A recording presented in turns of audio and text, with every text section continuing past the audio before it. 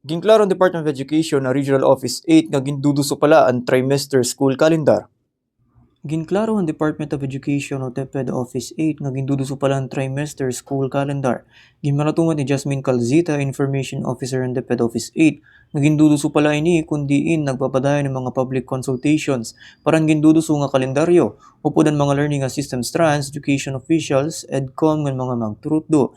Samtang hinduduso pala ini, ginpahayag naman ni Calzita nga mayada na ginhimo nga mga policy guidelines pananglitan nga igbatuman ini yan nga school year 2026-2027. Ipapatungan naman ang mga ini hangatanan nga public elementary and secondary schools and community learning centers. Samtang pwede naman igadap pinihan mga private schools kan state universities and colleges o SUCs nga mayada basic education basta waray violations o deviations sa RA 11480 o required number of class days and other applicable laws.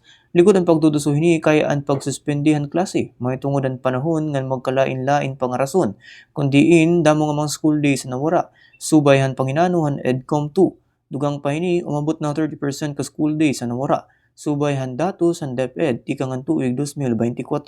Samtang kung pananglitan ni patungon nini titikangan nini indiri mas temprano iton siyahan nga Lunes iton Hunyo ngan diri lampas iton katapusan nga adlaw iton Agosto.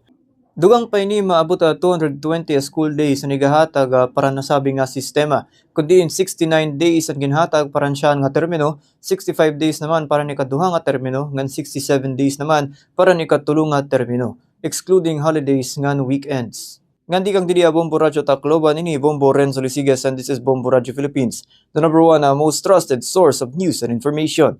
Basta Radio, Bombo.